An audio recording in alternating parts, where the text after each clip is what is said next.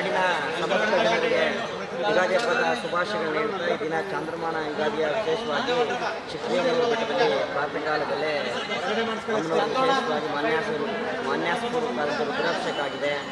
ಅದಕ್ಕೆ ಪಂಚಾಮೃತ ಅಭಿಷೇಕ, ಈಗ ಸಹಸ್ರನಾಮಾರ್ಚನೆ, ವಿಶೇಷವಾಗಿ ಶ್ರೀಸೂಕ್ತ ಪಾರಾಯಣ ಎಲ್ಲವೂ ಸಂಪನ್ನವಾಗಿ ನಂತರದಲ್ಲಿ ಆಕಾರೋತ್ಸವವಾಗಿ ಸಂಪ್ರದಾಯದಂತೆ ಅಮ್ಮನವರು ಏನು ಕಪಿಲಾ ನದಿಯ ದಡದಲ್ಲಿರ್ತಕ್ಕಂಥ ಜಪ್ಪನಕಟ್ಟೆಗೆ ಬಂದು ಜಾತ್ರಾ ಮಹೋತ್ಸವವನ್ನು ಮಾಡೋಂಥ ಪದ್ಧತಿ ಏನಿದೆ ಅದರಂತೆ ಈಗ ಸರಿಸುಮಾರು 10 ಗಂಟೆಗೆ ದೇವಿ ಉತ್ಸವ ಮೂರ್ತಿಗೆ ತಂದು ತದನಂತರ ಈ ಕಪಿಲೆ ಮಡಿಲಲ್ಲಿ ದೇವಿಗೆ ವಿಶೇಷವಾದಂಥ ಅಭಿಷೇಕಾದಿಗಳನ್ನು ಸಮರ್ಪಣೆ ಮಾಡಿ ವಿಶೇಷ ಪೂಜಾದಿಗಳನ್ನು ಮಾಡಿ ರಾಷ್ಟ್ರಾಶೀರ್ವಾದವನ್ನು ಮಾಡಿ ಎಲ್ಲ ಬರ ಭಕ್ತಾದಿಗಳಿಗೆ ದರ್ಶನ ವ್ಯವಸ್ಥೆಯನ್ನು ಮಾಡ್ತಿದ್ದೇವೆ.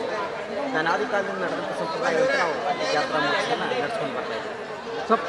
ಪ್ರತಿ ವರ್ಷದಂತೆ ಈ ಬಾರಿ ನಡೀತಿದೆ ಅಂದರೆ ಯುಗಾದಿ ಹಬ್ಬದ ದಿನದಂದು.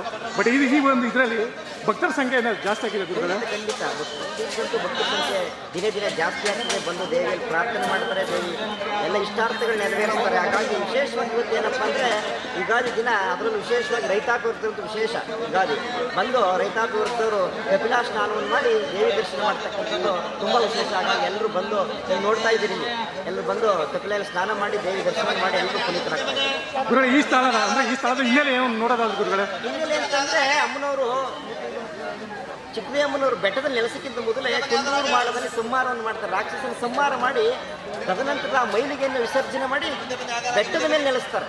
ಹಾಗಾಗಿ ಈ ಸ್ಥಳದಲ್ಲಿ ಅಮ್ಮನವರು ಆ ಮೈಲಿಗೆಯನ್ನು ವಿಸರ್ಜನೆ ಮಾಡಿ ಸ್ನಾನ ಮಾಡುವಂಥ ಜಾಗ, ಪವಿತ್ರವಾದ ಜಾಗ.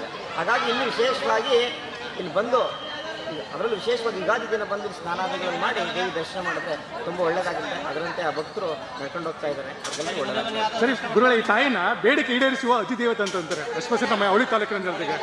ಆ ಒಂದು ಏನಾರು ಇನ್ಸಿಡೆಂಟ್ ನಿಮ್ಗೆ ಏನಾರು ಇದೆ? ಅಂತ ಸಾಕಷ್ಟಿದೆ. ಅವಳಿ ತಾಲೂಕು ಅಷ್ಟೇ ಅಲ್ಲ, ರಾಜ್ಯ ಹೊರ ರಾಜ್ಯಗಳಿಂದ ದೇವಿಯ ಆರಾಧಕರು ಬರ್ತಾರೆ, ಬಂದು ದರ್ಶನ ಮಾಡಿ ಅವ್ರ ಇಷ್ಟಾರ್ಥ ನೆರವೇರಲಿ ಅಂತೇಳಿ ಪ್ರಾರ್ಥನೆ ಮಾಡ್ತಾರೆ. ಅದು ಸಾಕಷ್ಟಿದೆ.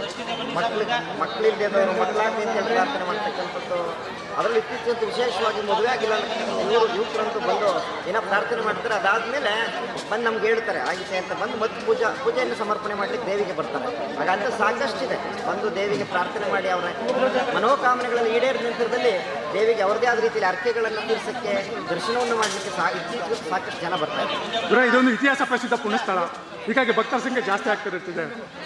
ಅಂತದ್ರಲ್ಲಿ ಈ ಕಾಣಿಕೆನ ಸುಧಾ ಅಂದರೆ ಬೇಡಿಕೆ ದೇಶ ಕಾಣಿಕೆ ಕೊಡೋದು ಸಂಖ್ಯೆ ಜಾಸ್ತಿ ಆಗ್ತಿದೆ ಅಂತದ್ರಲ್ಲಿ ಏನಾದ್ರು ದಿನ ದಿನೇ ಕಾಣಿಕೆ ಕೊಡೋ ಸಂಖ್ಯೆ ಜಾಸ್ತಿ. ಅದರಿಂದಲೇ ಕ್ಷೇತ್ರ ಅಭಿವೃದ್ಧಿ ಆಗಿರೋದನ್ನ ನೀವು ನೋಡಿರ್ಬೋದು. ಭಕ್ತರು ಕೊಡ್ತಕ್ಕಂಥ ಕಾಣಿಕೆ ದೇಣಿಗೆಗಳಿಂದ ದೇವಸ್ಥಾನ ಜೀರ್ಣೋದ್ಧಾರ ಆಗ್ತಕ್ಕಂಥದ್ದು ಅದನ್ನು ನೀವೆಲ್ಲ ನೋಡ್ತಾ ಇದ್ದೀರಿ. ಖಂಡಿತವಾಗ್ಲೂ ದಿನ ದಿನ ಹೆಚ್ಚುತ್ತಾ ಇದೆ. ಈಗ ಭಕ್ತರ ಸಂಖ್ಯೆ ಜಾಸ್ತಿ ಆಗಿರೋ ಗುರುಗಳೇ, ಮೂಲಭೂತ ಸೌಕರ್ಯ ಬಹಳ ಇಂಪಾರ್ಟೆಂಟ್ ಅಂತ ಅನಿಸುತ್ತೆ. ಇಲ್ಲಿ ಆ ಥರದನ್ನು ಕೊರತೆ ಏನಾರು ಇದೆಯಾ? ಏನಾದ್ರು ಮುಂದೆ ಏನಾರು ಮಾಡ್ಬೇಕನ್ನೋದು ಏನಾರು ಇದೆಯಾ? ಅದ್ರ ಜೊತೆ ಹೊಂದಾಣಿಕೆ ಹೋಗ್ತಾ ಇದೆ. ಭಕ್ತರ ಸಂಖ್ಯೆ ಖಂಡಿತ ಹಿಂದೆ ಇರಲಿಲ್ಲ.